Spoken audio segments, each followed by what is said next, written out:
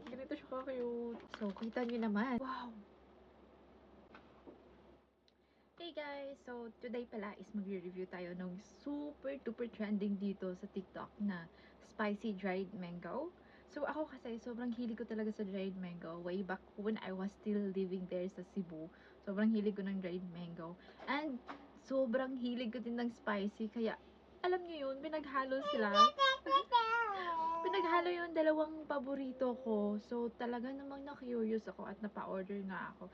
So, yung naisip ko is isa muna yung orderin ko kasi itatry ko pa lang naman. Ayan, so itatry ko pa lang naman.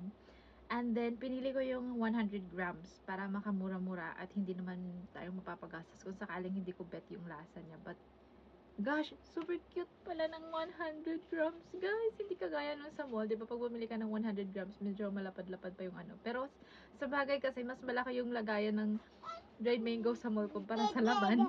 Anyway, ito siya ka-cute. Ganito siya ka-cute. Ang cute-cute.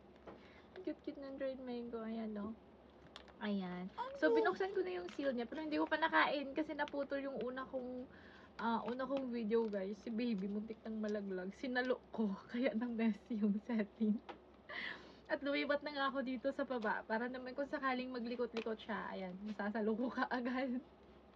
Kasi naman tumatalon sa bed fence niya. Tapos ngingitian na nga.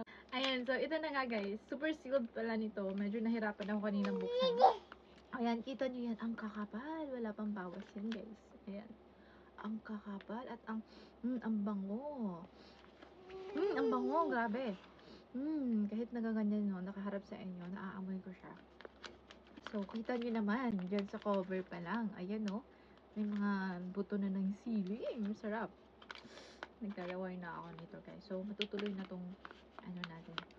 Try natin. Oh my god, ang laki. Pakita ko sa inyo ha. Wow. Ramdam niyo ba yung laway ko? Naglalaway na ako. Ayun o nga. May sili siya. Okay, so, tikman na natin. Like, first time ko talaga to guys. Super first time ko matry to.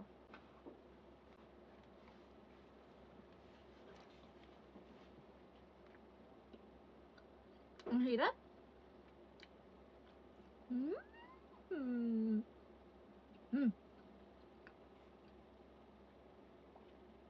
Hi.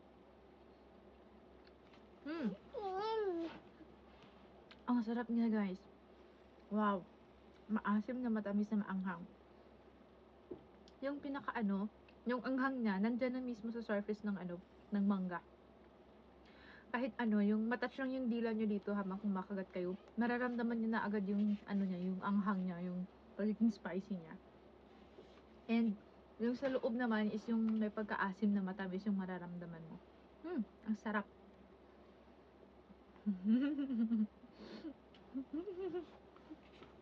Ano mo yan? Ang hirap lang kainin. Pero so good. Super worth to buy guys. Sobra. Parang nagsisisi ako na na maliit lang yung binili ko.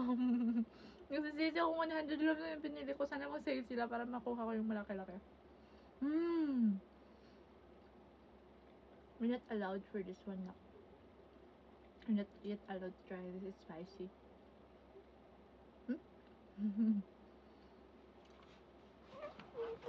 Solid guys, solid. Ang sarap.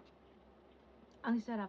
So kung gusto niyo lang i-try to, and then medyo kapos pa sa budget or like nagdadalawang isip kasi kayo kasi baka ayaw niyo sa taste, hindi niyo magustuhan yung taste at ayaw niyo gumastos ng malaki or mag-waste ng money for something na hindi niyo magugustuhan, pwede niyo i-try tong 100 grams muna.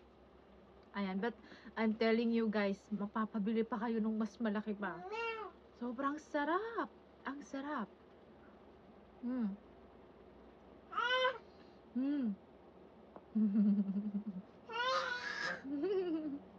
Ayun lang guys. Kain ko muna to. Siguro papatay ko to kay daddy kung ano yung comment niya.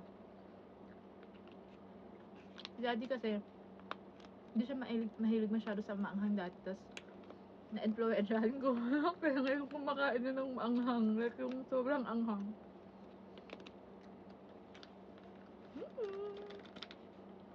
So good.